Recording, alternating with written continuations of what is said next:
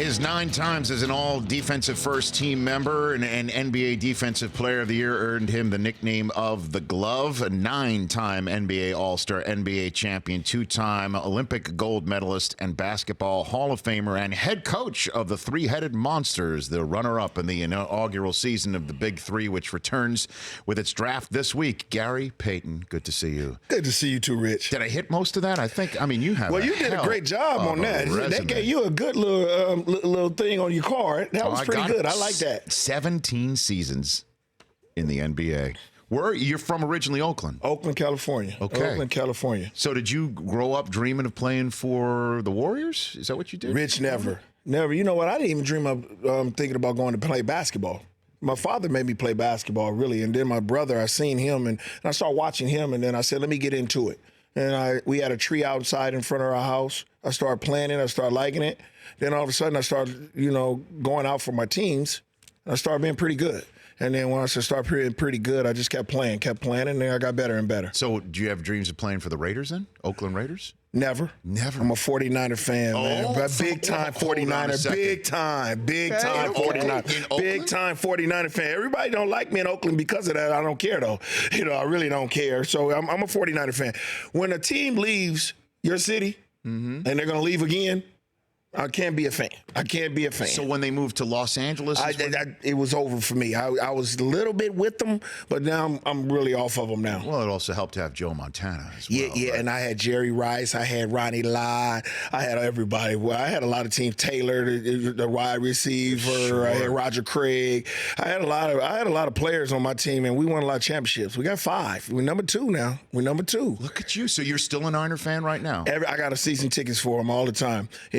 Every year I got season tickets. I'm right there on the field. I see them all. I go right there in the new stadium. The new stadium is not for us. We should have stayed at should have kept Candlestick right there. We should have just built another park right there because the cold weather get a lot of the team. They come to Santa Clara now. It's a little different. We're not good, but we got Jimmy G now.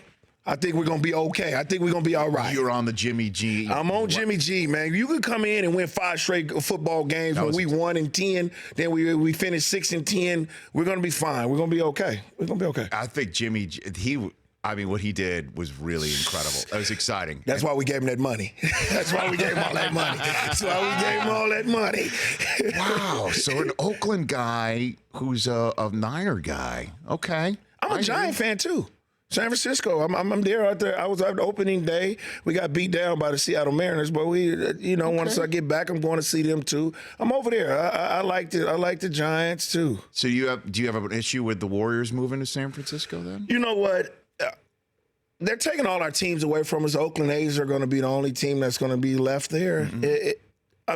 Nowadays, if you don't get a stadium and you don't get a good one, you're not gonna get anything. You're not gonna do something. So they took opportunity to go to San Francisco. I'm not on that because I think that we're supporting them very well in Oakland. We one of the best arenas in Oakland.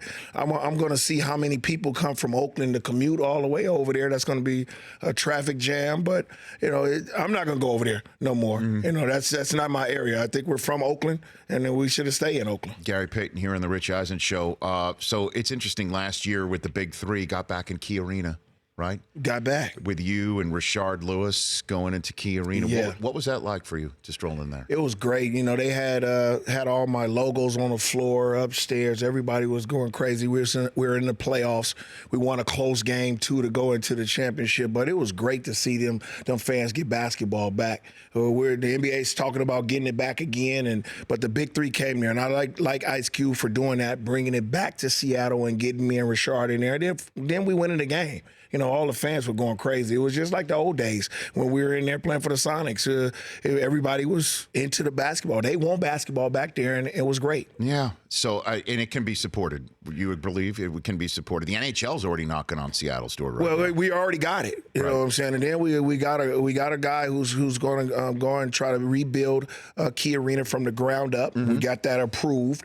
So now it's up to the NBA. Do the NBA wants to expand or whatever they want to do? I hope that we do. We got a great commissioner in Adam Silver, and I think he wants to. I think he knows that we got our team stolen from us, and he wants us to be back in Seattle because it's a good market there. Yeah, Durant was chosen and everything. Then if we'd have kept him, we'd have had Westbrook the next year, and look what happened. We wouldn't have Oklahoma City. We'd still have that team that's rolling right there, and it would be great for them.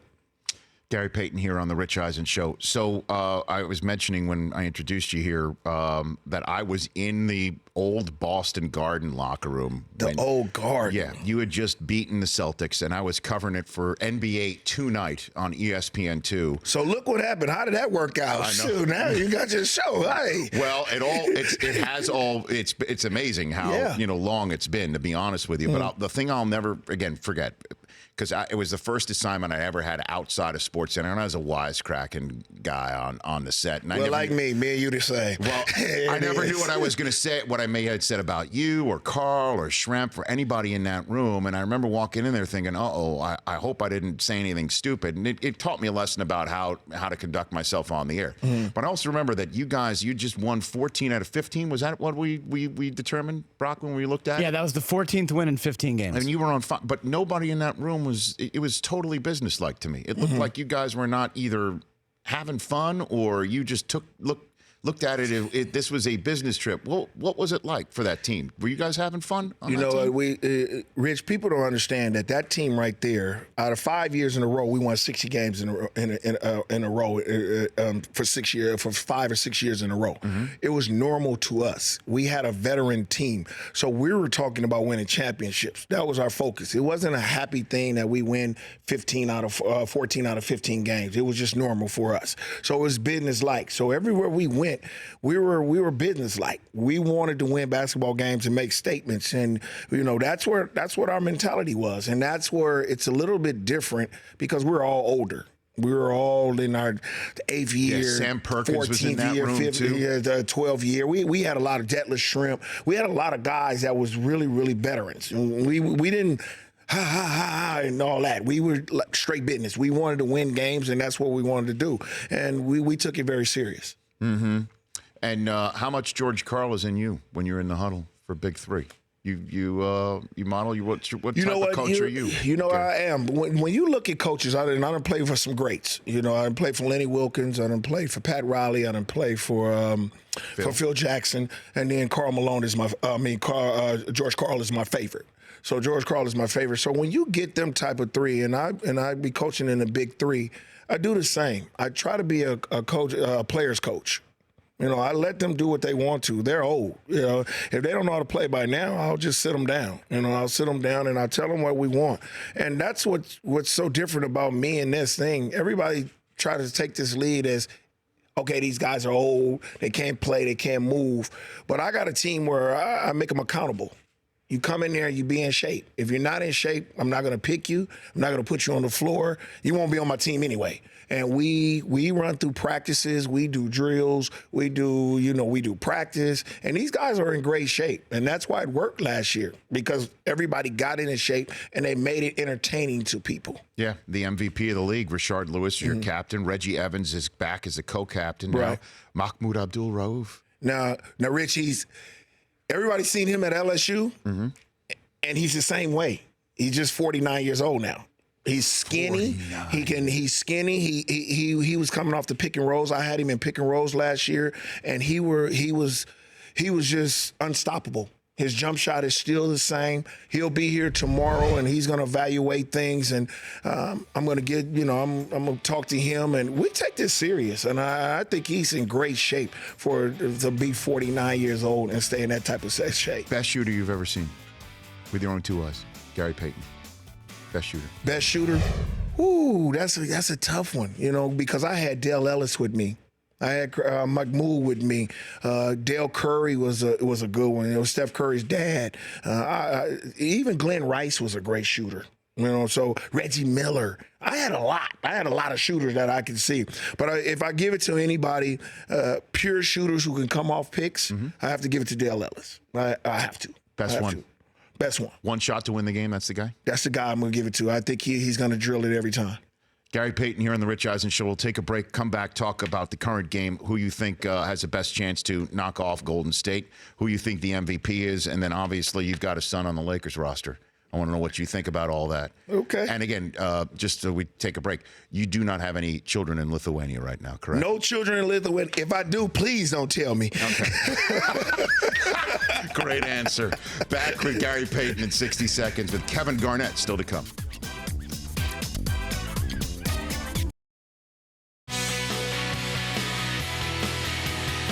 Today's poll question, which you can vote on our app as always, which you get by hitting the link at the top of our Twitter handle at Rich Eisen Show or anywhere on the Apple App Store or Google Play Store. It's brought to you by the Honda Dream Garage Spring Event, the best place to leave winter in your rearview mirror. You could get a great deal on the versatile 2018 HRV right now. The Honda Dream Garage Spring Event is happening at your local Honda dealer. Chris Brockman with Gary Payton sitting here. It's perfect time to unveil it. Go for it. Let's do it. Who do you most want to see in the NBA Finals, Gary? LeBron James and the Cavaliers, the Golden State Warriors? Do you want to see them both for a fourth straight year, or neither? New blood. If you had to choose one of those four, you want to see LeBron, you want to see the Warriors. Those are two choices. You want to see them both or neither? Which one? Well, you know what? I'm always in the new blood. I want to see something different. I think Toronto is a great basketball team. They don't only want to have a chance to beat in Cleveland, to me, right now in the East. You don't think the Sixers, the way they're playing? Sixers, you know what? They're playing very, very well, but they're a young team. You haven't had experience in the NBA like in the finals like that. On a 7-game series, Rich, you got to understand. You're not going to play somebody one time and then a month later you're going to see them. You got to see them every night. You're going to make adjustments. And I think LeBron is very good at that, playing in a 7-game series and playing very well. He plays different in the playoffs, and I think it's going to be hard to beat him if he's got it rolling. And I think that team, all they got to do is get 2 or 3 good games together. You get down 3-1, it's hard to come back. Okay. And I think over there in the West, people are forgetting Golden State hasn't had these injuries like always. They always played somebody who was injured, and now they're injured, and let's see how it goes. Steph Curry is injured. They don't know when he's going to come back, and you got a good team over there in Houston this is what they did. They told you. Remember that general manager told you 2 years ago, we're going to gear up for the Golden State Warriors and we're going to try to outshoot them. I'm going to get shooters every time, and he's done a great job at that. And I think it's going to be hard for them to beat Houston if Harding and CP and all of them are playing very well like they are. So you choose neither. You'd like neither. To see neither. I want to see some new blood. I rather see a Houston and a Toronto go at it. So let's get into this a little bit deeper, Gary. Gary Payton here on the Rich Eisen Show. How important is experience in the playoffs? I mean, for real here. Very, very important. Why is that? Because you got to know the possession of the game. Possessions get shorter. Refereeing gets a little bit better. They're going to call a game tight. You have to be in a composure state of mind. You got to be in that when your veins have ice in it. Got to be in there. And I think LeBron is that type of guy, and these guys who been together a long time. Have you seen the Golden State Warriors for the last 3 years? They play very well in the playoffs because they become one. They become one team. They start playing defense. They start to know where everybody's got to be. They're helping. They're doing a lot of things. And I think that experience is like that. When you're in a game and it's 88, 89, and you need one possession, and you want a veteran to understand and who's going to make that big shot, I'd rather go with some veterans instead of a young team. Okay. So when it all comes down to it, you think that teams like the Spurs will advance because of that alone over, say, somebody like New Orleans that hasn't done it before? I mean, just taking a look at any of these matchups that we see that are down the pike, Eastern Western Conference, teams with the experience will truly... Well, the coaching, too, got a big thing to do about it, too, with Pop. Pop makes the right decisions and the right calls at the right time. Right now with San Antonio's roster, I don't know if they can match up with New Orleans. You got to know a roster that's going to be there, too. As you seen yesterday, what Ginobili did when he came in the basketball game at the age of 40. He took that team and got a win for it. Yes, that's because he's been rested. He's got a lot of experience. He knows the right play to make, and he wheeled San Antonio back last night and made the guys be more comfortable in a rhythm shot, what Tony Parker used to do. And I think so. Yeah, I think a veteran team can do that. What do you think's going on with Kawhi Leonard there, Gary? Well, you know what? We can't speculate about that. You just can't. I know it's some problems going on in there. He doesn't want to play for some reason. It might have been a mistake between whoever, but right now he's not happy. I don't think he's happy, and he's showing that he's not happy. Because if a guy is not happy and he doesn't want to be there, then he doesn't want to play. But if you're ready, and I'm a competitor, if I get healthy, I don't care what's happening. I'm going to go play. But it's something there, and I hope they can fix it. I hope that he doesn't get shopped off, because that's not going to be good for San Antonio. That's going to be a whole rebuilding process. That's their star. That's one of the best basketball players in the NBA, and I think they just need to work it out. Did you ever have a problem like that in your career? I did. That's why I got traded. You know what I'm saying? I had that in 2003 with the new management and the ownership, and it didn't work out. And, I asked to be traded, and it happened that way. I thought I was going to be in Seattle the rest of my career, but it didn't work out. Things don't work out, and that's what happens. So, and then you wound up with the Bucks and then with the Lakers eventually. What was that like on that Lakers team? I mean, there's so many alpha dogs in that team with Kobe as well. Yeah, Rich, what was that like? You know what? When I got through with the 13 years, I was really devastated by leaving the Seattle Supersonics. And I decided that my career was completed. It was a complete career. So I said, I'm not going to sign long deal contracts. I'm going to sign 1 year, and I'm going to try to chase for a ring. And when I came to L.A., it was a great situation. It was a great situation, but a lot of things happened. Kobe got into his little situation, but it got me closer to Kobe and become a big brother to him, and I got to know him very well. I think if Karl Malone wouldn't have got hurt, remember when Karl Malone got hurt, we were 18-3. We were rolling. They were talking about us beating the Chicago Bulls record. And then all of a sudden we went up and down, and I'm the only one who played 82 games out of the Big 4 and everybody else. And we still went to the finals. It was just not meant to be. That's it. And now your kid's playing for the Lakers. What is that like for you to sit there and watch him on the active roster? Rich, I'm going to be honest. It's frustrating sometimes because you be wanting your son to do what you want him to do because of the way you played. And it's not fair to him, because he can't match me. He might be named after me and it's the same name, but I don't put my son accountable for what I think. And because I played on a high level, and I want him to play on that same level. But he has to be Gary the second, not Gary Payton. That's me. I've done everything. It's only going to be one me. So it's got to be him. But what makes me happy is that he have got to this level, and he's got there.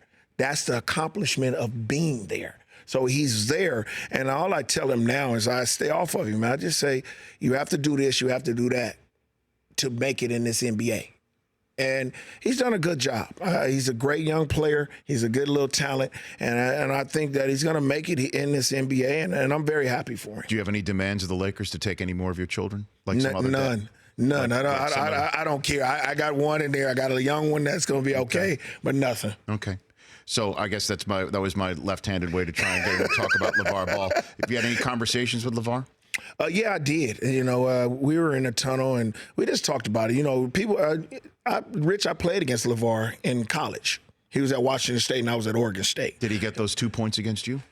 No, he didn't. He was on the bench here, but I didn't really play against him that way. So I didn't play against him. So, But you know what, Rich? I don't have any problem with him doing what he do. He marketing himself. That's the way he wants to do it.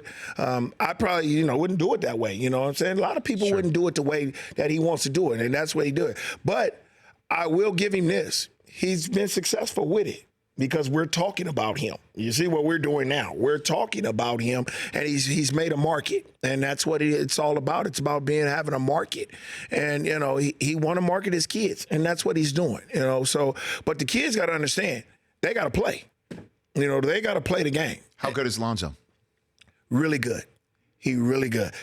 People don't understand. Right now, Rich, he doesn't know how to score, and he's letting people, I think he's reading to what, I can't shoot, I can't do this. If he goes and work on his game this summer, they become a scorer and not a shooter, because he's not a shooter. He's not a shooter. He can be a scorer. And once he gets that in his game, because he's almost like a Westbrook to me. He can rebound a basketball. He has a great vision, great court vision. He can do that. Plays great defense to me. He just needs to score. He just needs to know how to score. And I think in 2 to 3 years, everybody's going to change their mind about this kid because he can do it. Well, I mean, I think the way that people again view him is through his dad's conversations about him. Right. And this year everybody thought he would have a target on his back. I don't think that materialized at all. I think a lot of people actually in this league respect his game a lot. The only question is how will his dad's conversation, since he's gone to Lithuania, he's removed himself from whatever has been going on back and forth with the Lakers. Before that, he did have one comment about Luke from Lithuania that created a bit of a stink bomb here in Los Angeles because of the way the Lakers did not, in a way, respond directly to it. That's the question, is how his actions affect that locker room because of what he's saying about his son's treatment or other kids that need to be taken by the Lakers, Gary. Well, I think the Lakers have done a great job of stop acknowledging him. Let it go. This is Magic Johnson's team. Let him run it. And that's what Magic's have done. He's run it. He said, I don't care what you say. You have the right to have your opinion. You have your right to have your opinion. But I'm running this Laker team. And that's just the way it is. It is what it is. I mean, like I said, if Lonzo comes over and start playing and doing the things he's supposed to, you don't have anything to say because he's going to be on the floor making it happen. But once it doesn't happen, then it becomes a problem. And he's going to say what he got to say, but this team has to get better. And I think Magic has to start that. Magic has to do that. Don't pay attention to what he's saying. Coach your team, manage your team, and do what you got to do. This team won 34 games this year. They done 7 up over what they did last year. That's an improvement. They're going to have a good, I think, summer. They got a lot of money to get a lot of players. Let's just make our basketball team better, and then we come back to next year because you've done what you wanted to do. Magic have made this team better. If you get 7 games over what you did last year, you've done what you're supposed to do. So don't worry about what everybody else say. Run your basketball team. I've got a few more minutes left at the top of the hour. Can you please stick around for Absolutely. Okay, Gary Payton is here for the television audience. You're about to get a treat. Radio audience will describe it for you when we come back and put on our app. The all-time great trash talker, Gary Payton, is going to talk trash to Chris Brockman, and we'll see how that works out. That's next here on the Rich Eisen Show for the television audience. When we come back, more Big 3 and maybe LeBron talk, but we go out the door with Gary Payton before KG joins us. All right, so Gary Payton, Chris Brockman on the Callaway corner. All right, you just want to have a putting contest for that hole right there? Sure. And then talk as much trash as you Brock, you go ahead because you're going to need it. Because I heard you talking about you can play. Age before beauty, Gary. Go Shoot. ahead. And I'm beautiful and age. So Age before I'm pretty beauty. good. No, just show us how it's good. done. Which ball you want me to do it, bro? You can hit that one. You Go want me to do ahead. that one? Yeah, Okay, let me see how I got this. Let's see. I'm going to give I mean, a little bit of... I've seen let me you. see. Let me see. Dildo shrimp. Oh, there it is. I gotta bait you first. You see that ball was hot? Did you see that ball was hot? Here, come on. I'll show you what's hot right now. Come on, baby. Yeah, there you go. Good shot. That's a good try. That's a closer good than you try. thought. That's a good That's try. closer. I That's mean, a good All right, try. let's see if you can do it here. Let me see if I got it in me. I want to go a little longer though, bro. Who dressed you this morning? You're wearing sweatpants? You know what? I was at your house this morning. Did you give up on life? Yeah, you that's just gave up me. on life. Yeah. Only losers wear sweatpants. Noonan. Oh, here we go. Okay, Gary. I'll show Check you. it out. Hey, guess what? Wait, hold on, bro. Hold Let on. me see, Rich. Hold on. This is like his jumper. This is what you couldn't That's do. how his jumper is, bro. This is Rich. That's how his jumper is. This with is nobody in his face. This is what you couldn't do against MJ in '96. But I did it. But was I on the cover? I was on the cover of Sports Illustrated. When have you ever been on the cover of anything? You see what I'm saying? That's what we talking about. Let me go and make this. Let me go.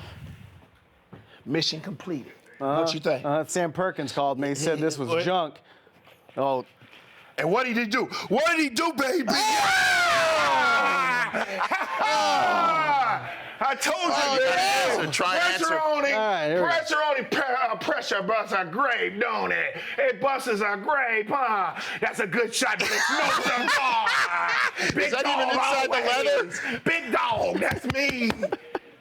Oh, Good job, Brock, baby. Okay. Good job. All right. Go on and take another shot. I'm going to take another shot. Take another shot. I'm going to take another shot. Yeah. Nope. No, it might. Stop. It's over. The fight's over. Me again. The champ. Once again, the champ. The champ is here. The champ is here. Didn't I tell you I got one of these in my house everywhere I go? Yeah, you did. Yeah. You did. Oh, yeah. I mean, it's like riding a bicycle for Gary Payton. We just went on the Callaway corner and had a putting contest between Brockman and Gary, and then you trash-talked him and you sunk a putt. And at one point, Gary, there was like a shot of me just looking at you with your mouth wide open, barking at Brockman. I thought like that. Felt like I was transported back to the late 90s for a second right there. I did too, you know, Rich. I do that. I do that every time, Rich. I play dominoes, cards, everything. That's what I do. I just have fun, and that's the way I was raised, and that was fun. Brock, who the man? Who the man, Brock? Dog, I want to hear that. Who the man? You're unmatched in the art of trash That's what talking I Gary. wanna hear. However, I did think I held my own. I just couldn't make any of the putts. You couldn't. Well, I mean, that's what we supposed to do. That's what we're supposed to I do. held my own, except I did not make one. But Gary did, and then just like stomped all over the pointed and the whole thing. Just fantastic. Did you tell Cube you thought that there was a disputed finish to the Big 3? Did you tell Cube last year? Yeah, you know I did. And then I ran in there and I got on the referee too. I ran after him to his locker room, and then the security had to come get me. I was upset about that. You were hot. Because, you know, Rich, you don't end a game like that with these players. What was it? It was a game. It was Mahmoud. He was guarding somebody, and it was a tie ball game. We had just came back. Mm-hmm. And in our league, if you get fouled, and if it's a three-pointer, you get a chance to try to shoot for the three-pointer. If you make it, it's a 3, and then all of a sudden you get the ball back. Yeah. And you can win the game that way. So we were winning. And he made a 3. He went up 1. Mm-hmm. And we supposed to win by 2 in the game. And he made a jump shot after that and beat us. You know, they beat us 51-49 or something like that to win the game. And I don't think that's fair for a player to do that if you work that hard to come back. And the foul, it wasn't a foul. And this referee's been on me all year long anyway because I always trash talk. So it's good. It was fun, but I'm going to come back this year, and we're going to be right there in the same situation. Well, the three-headed monsters are coming back. You're the head coach, Commissioner Glide. Yeah, Clyde. You know what? It's good that Cube appointed him. I think Clyde is very passionate. You know, I looked up to Clyde, playing against Clyde for many of years, and me and him are like this now. And I think Clyde is going to be good for us being a commissioner. You know, he's looking out for the players just like what Ice Cube is doing too. And I think it was a great fit for them. Yeah, great fit. He's coming on the show later this week, Galad, with the coach who's taking his spot, Nancy Lieberman. Nancy. Nancy is going to be a good. I think that was a great thing. Having a woman come in and coach and do that, and especially with Nancy. Me and Nancy is tight too. So she's going to be a great coach for that team too, and get a good relationship. And they're going to love Nancy. Nancy is a basketball player, and she's a competitor, and she wants to win. Gary, come back. This was a blast. Anytime, Rich. I'll be back. I'm going to be knocking on your door, Rich. Let's do it. All right. Anytime. Gary Payton, and then knocking on our door in hour number 2 is Kevin Garnett, to hit on all the subjects going on in the NBA with the NBA playoffs right around the corner. That's how we're rolling in hour number 2 on this program. The Rich Eisen Show, weekdays at noon Eastern on Audience.